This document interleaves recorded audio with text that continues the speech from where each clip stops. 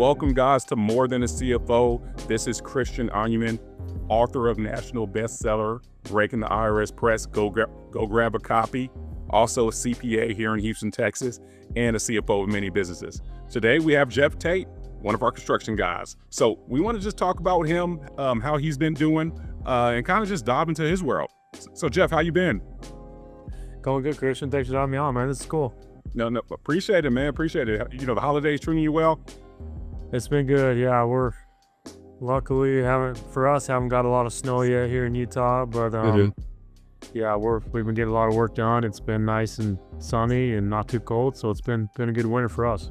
Okay, I got you. Well, before we just talk about yourself, you know, it is end of the year, 12/12 right now is what it is. How has this year been treating you as far as business, family life, and whatnot? Yeah, family's great. Yeah, I've got 4 beautiful kids and an amazing wife, and we're doing great there. Busy. We're in that stage where the kids are dance and basketball and football, and we're going back and forth all day long, so it's kind of busy that way, but everyone's healthy and doing good. Business has been great. We've had a great year, and we're still a very young company, but it just got a lot of really good projects going on. It's been a really good year. That's good. That's good. Shoot, are you catching any BYU games? Oh yeah. Yeah, I think when you reached out, we were on our way down to play Texas Tech. We were really excited about that game. We still thought we had a chance in the first half, and then they put the beat down on us pretty hard that second half. So that was pretty tough to watch. It was fun to go down to Arlington and see them play down there. Yeah, I got you. I think y'all recently had a game winner too. Recently, huh? Someone hit a game winner. Yeah, that was a few nights ago. Yeah, that was I think in Florida. I can't remember who they were playing, but yeah, buzzer beater won the game. Yeah, I love it, and I love BYU's exciting. But let's talk mainly about yourself. How did you get into construction? Like, are you born in a construction family? No, not at all. So that is kind of interesting. You know, a lot of guys around here that are in construction or because they're second generation or third generation general contractors. My dad, amazing guy, amazing businessman, but he nothing to do with construction. And so I kind of followed a similar path. I went to the University of Utah, actually, even though I'm a BYU fan. I went to the University of Utah, I got my bachelor's degree, and started working for Frito-Lay, Fortune 50 company, as a district manager, and I was kind of going the business route. And then in 2015, I kind of saw that wasn't the route that I wanted to go, and that was a route that was kind of bouncing my family around the country and taking promotion after promotion, and I just didn't really see that I wanted to do that. And so I had a friend that said, well, why don't you come work over here at this local paving company? And I was out, we're looking for sales guys. And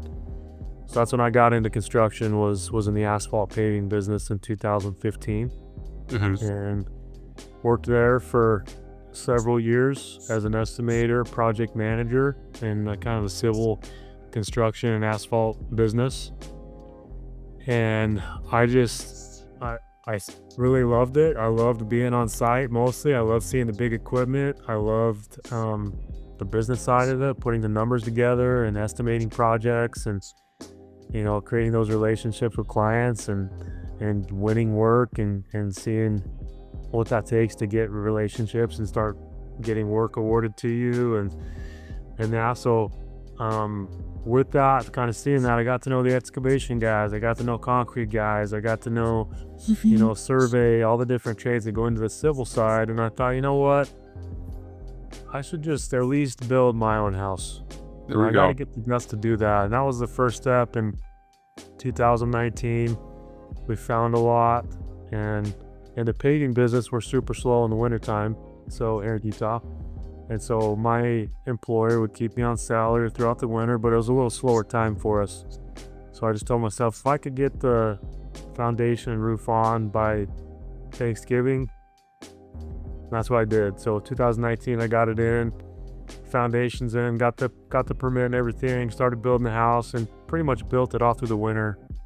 And then COVID happened in 2020. Yeah. COVID. So long ago. I'm going to be able to get a loan for this house anymore, a final loan for the house. Man. But, But Jeff, sorry to interject. I wanted, because you said something there, like you had so many years before you started your business. Can you give me a little bit more detail on that? I guess what sparked you to say, okay, let me go create my business? Like, did someone make you mad, or you was like, hey, I can just go do this by myself? What happened? No, yeah, I worked for a great company, had a great team around us. It was fun, had a great camaraderie, and enjoyed the people I was working with. But I just thought, why not go build something for myself and have something meaningful that hopefully I could pass down to my kids, or have something that I can sell, in the future. And I just felt like I was excelling as a salesman and as a project manager, but I just felt like, I could bring more to the table and build something for myself. I see. And so I actually started the company in 2020. And what that meant is I just took out the business name, started the company, but really didn't do anything with it for a couple of years. Okay. So started going. Because you're mainly in sales and project management, but now you own a business where you're the salesman, the estimator, project manager, you got to do it all. How did that shift happen? Like, was it smooth running, or like, I guess like, how did you kind of maneuver through that? Yeah. So with that, that's a great question. So I still continue to work for my employer for like almost 3 years until I finally got the guts to really go out on my own and terminate my employment and turn in my 2-week notice and all that. So yeah, you're right. Being a one-man show is a lot. During that time I was building kind of 2 spec homes at a time throughout the winter, and that's designing them, coming up with the plans, project managing them, doing all the bank draws, all the invoicing, calling all the subs, doing all the scheduling. So a one-man show, it's a lot. There's a lot of guys that do it, and it's hard to take a vacation. It's hard to go anywhere without having subs calling you, asking you questions. Just always having something to do, whether it's with the bank or with the owners or investors or whatever. It's a lot of hats to wear. Yeah. I think a lot of like, contractors in general, and then business owners, you're never really off. You're never off the clock. You're always like on go mode. Is that something you're experiencing? Like, I guess, back in 2020, like 5 years ago, I think. Yeah, 5 years ago. For sure. Yeah. And it's getting better for me now. And when I started the business, I really thought that like, hey, if I could do 2 or 3 homes a year, I'll be happy. And that'll be good money. And that was thinking of me being a one-man band and doing everything.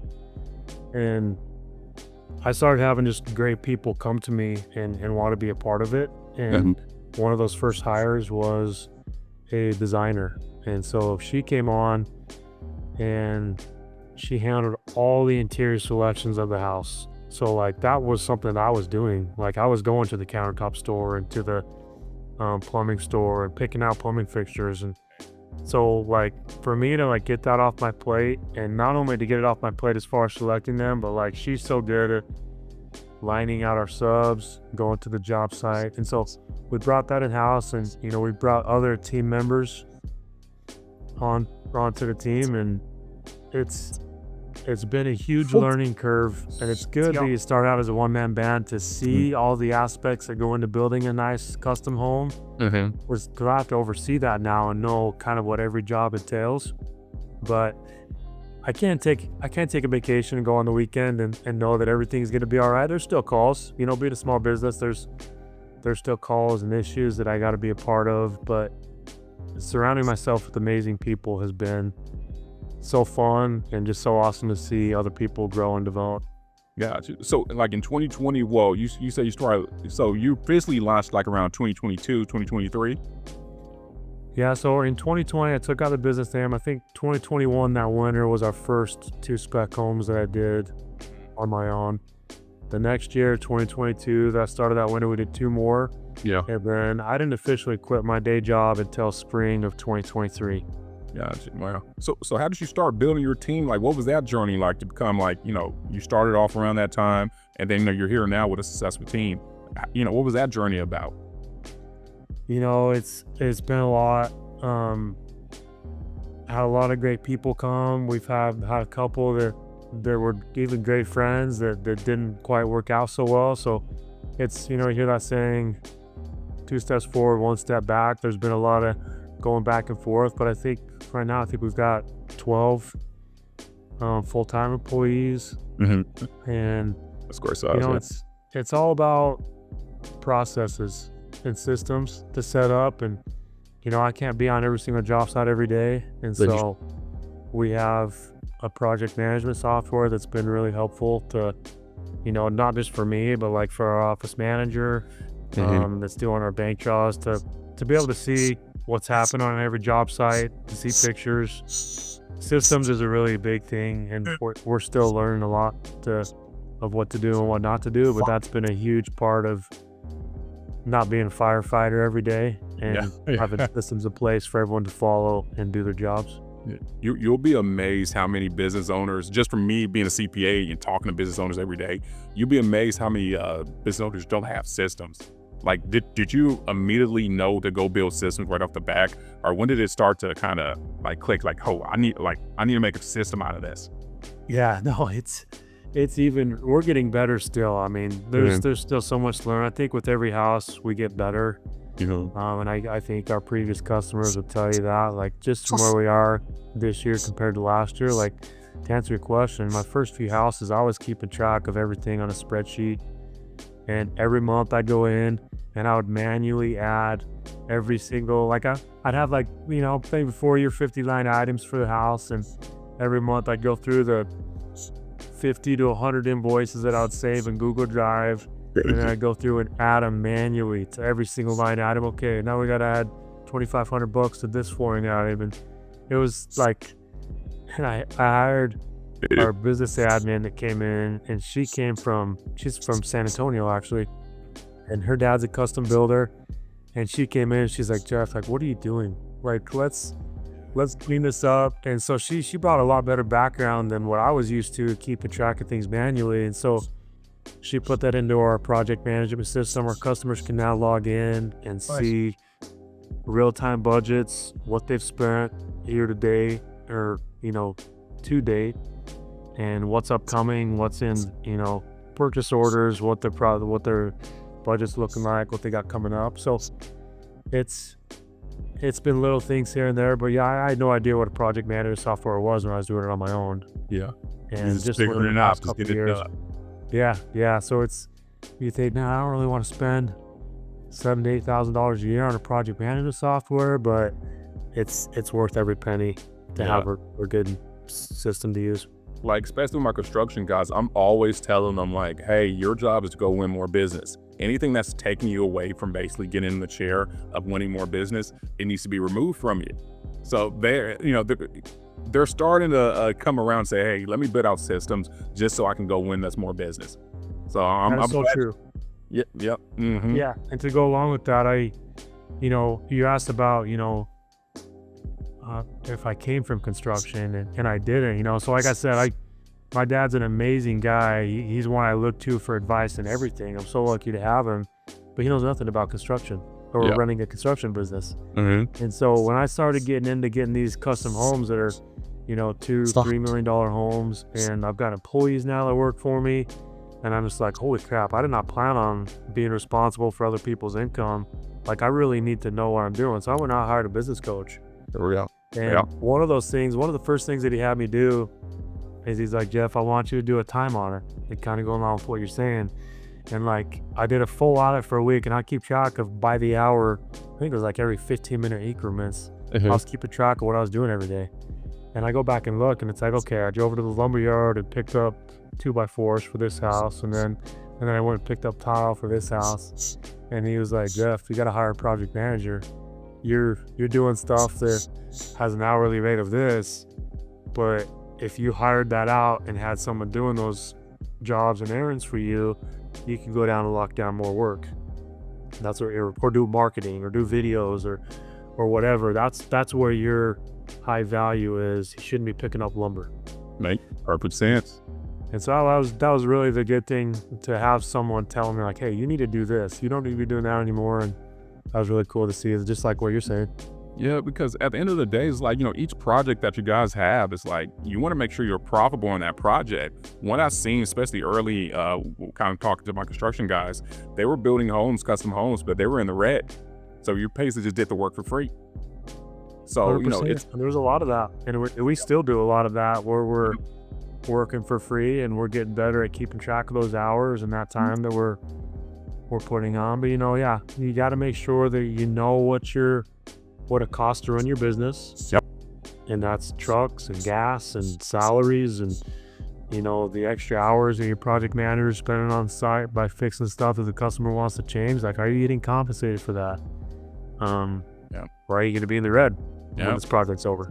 Mm-hmm. I was talking to one construction guy here in Houston, and I was kind of explaining to him about the level of detail that he needed to have. You know how we mentioned BYU and just basketball at the beginning. It's almost like getting in that zone where you're just blazing hot. I tried to basically tell him, like, you need to be that with your numbers. Because if you're in the zone with knowing how everything moves, how everything's moving in your business, you know what decisions not to make, so your account's not in the red. So it's like, that's why knowing your numbers is key to really being successful. It really is. Yeah, 100%. I see, and not to say that we've got to figure it out because we don't. We're still learning in process and trying to figure out what we need to charge for our services. And it seems like every few months we're like, we need to charge a little more for building this type of home. But I think so many custom builders are like, oh yeah, I'll do this percentage. And when I hear some of those, I'm just like, man, like, how can you even cover your overhead? Maybe if you're a one-man show, you can do that. But if you've got a full team in place that someone's going to manhandle your budgets for you, your selections, your design, you're going to have a project manager on site every day that's got a company truck and company gas. It's like 10% is not going to cover that. Yeah, true. A lot of our projects are cost plus, and when I hear someone say, I'll do your project for cost plus 10%, I'm just like, that doesn't even cover our overhead to do 10%. So Jeff, how do you set yourself apart from your other competition? Yeah, so I think something that really sets us apart is our team. So we have a really unique team, and we have a lot of fun together. And we're going through a custom build right now with a customer that we've had a lot of fun with. She's actually pretty big time, like, real estate influencer, which has been really good for us. It's kind of given us a little more of a following and people seeing what we're doing. So our team sets us apart. Like, if it was just me, a one-man show, there's a lot of those around, but I think when people come and build with us, they get the full experience with a full team jumping in and really manhandling their project. Got you. I'm glad you mentioned that. So, like, how did you build your team culture? Because I think culture sits at the top of any company. It really depends. Like, it really matters because it shows up in the work that you do. So, I'm curious how you built your culture. Yeah, no, great question. People notice it, and people are drawn to us with our culture. One of the things that we do is every week we have a team meeting. We just had this Friday morning, every Friday morning, 8 o'clock. We order breakfast every Friday morning, and we have breakfast as a team. And we look at the schedule for what's coming up. We talk about what happened the previous week and what we need to be in line for starting Monday to have prepared to have a successful week next week. We do a lot of team lunches. We meet up a lot, and on a lot of those, we try not to just talk about work. We try to talk about life and what's going on in their personal lives and have fun. Talk about what TV shows we're watching or anything that's outside of work. I think it's helpful to help people feel safe and people feel unified, that we're not just co-workers, but we're friends. And, we spend more time at work than we do with our families. So I really want our team to feel like they're part of our family at a state. We do a lot of nice gear, like you see me wearing. We do nice hats, like we're talking Travis Matthew hats, branded bills. Like, we like to spend money on nice gear. This is a company vest. Like, I think our employees appreciate that. We got nice sweatshirts, nice hats, and t-shirts. Our subs are asking for them. Like, we try and spend a little bit more money on that stuff.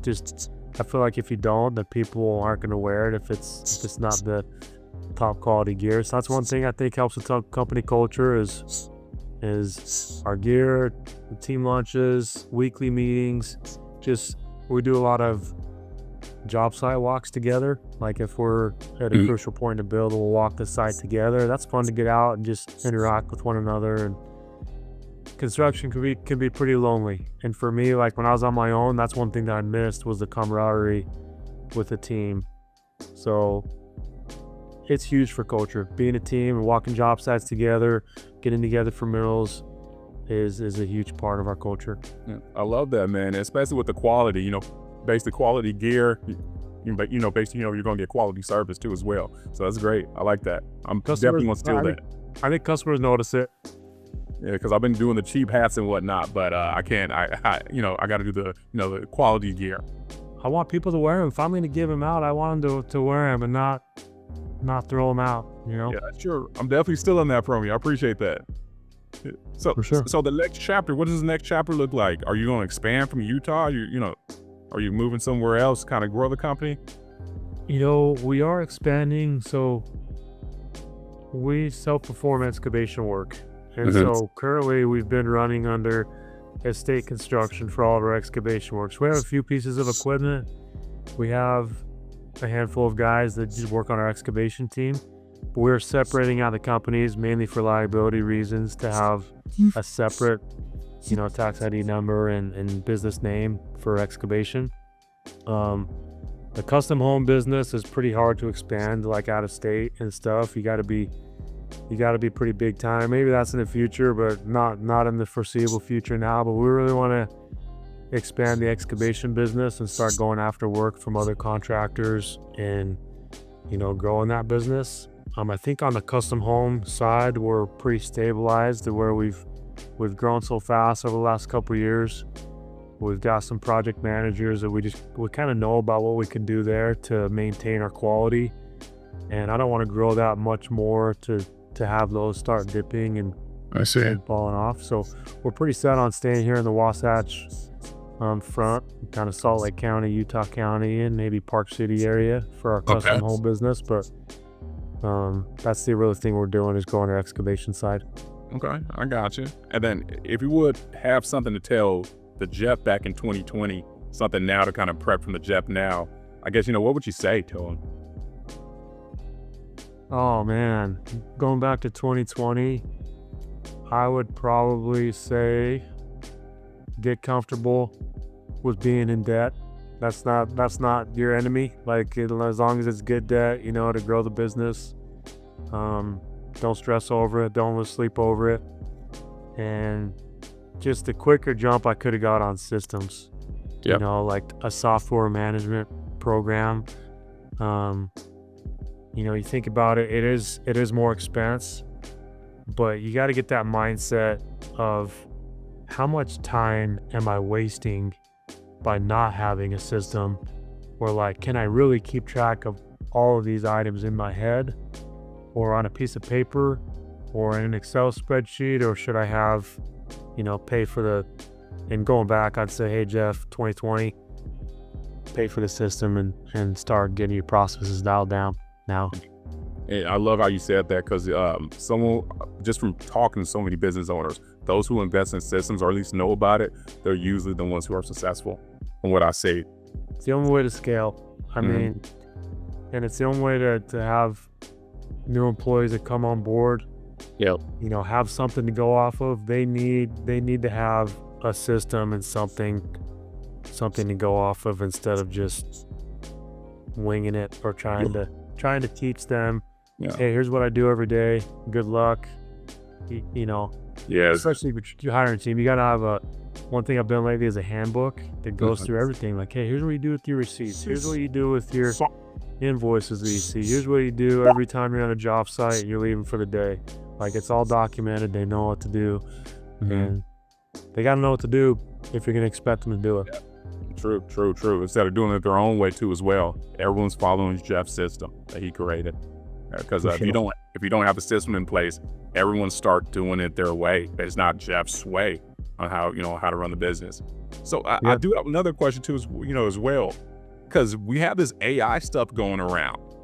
That requires new system. Are you leveraging that to kind of help grow the business and company? Yeah, I am excited about AI for estimating, maybe like, takeoff quantities for estimates and that, but like in the custom home business, it's a unique industry to where we have to have, there's hundreds, like you look at flooring, for example, there's hundreds of different types of flooring that you could select. Yeah. Just for the wood area, So I think AI is going to be really hard to take over the custom home estimating and that. I still think we're going to need a lot of human eyes to put those bids together and that, but it is cool to see. We use ChatGPT all the time to look up, we have questions all the time. Every house is a little different. There's always challenges, and we use that all the time. And I can see us using AI a lot for estimating tools and putting together rough costs and rough estimates, but I still think we're going to we like to get really detailed costs for our customers before they break ground. So I still think there's going to be a lot of human element to that. Yeah, definitely so. Because I'm taking an approach to it. I want the AI, or I'm thinking of it as like when the computer came into the business, the business world. It helps speed up how we do business, like with emails and whatnot. So with AI, I'm using it to help speed up and kind of get me in front of the human interactions quicker. So like instead of like drafting up a proposal or something like that, I can use AI to help me assist it, just so I can go talk to that client, because they want results. That's all my clients want. So I'm definitely excited for AI. Yeah, and we have used AI to come up with like some warranty documents and stuff, for like, I know our business admin has done that to help her come up with templates for, grid warranty processes and documents for that too. So it's definitely got a big future in construction. Okay, I love it. So is there anything you want to leave our listeners with? Just a little bit about yourself, any tips for any new contractors coming in, something to leave the guests with. Yeah, I would say, kind of going back to your question about what I tell myself in 2020, like I said, I kind of limped along for about 3 years, still working my day job until I finally got the guts to go out on my own. And I would tell anyone, there's a lot of people right now I know that are thinking about it. Like I got a lot of friends that are in tech that are doing other kinds of sales, and they just think that the construction business is so sexy. And I would say it maybe not as sexy as it looks, but I would say to go for it. Like if you've got an opportunity to buy a business or to just start one, like start it. Even if it's starting small and you still can keep your day job if you need to. But if I could go back, I would have separated myself sooner from my day job. And especially in the construction business, if you are a go-getter, responsive, you do your best to be upfront, be honest, you're gonna have work. Emphasis on responsive. Yeah. Yeah, so if you were thinking about it and you got doubts and wonder if you can be successful, if you can do those things, and I guess the other thing I'd add to that is if you can communicate. That's one thing that lacks in the construction industry all over the board is if you can get back to people and be quick. You may not have to be an expert in something, but if you can communicate, you'll be successful.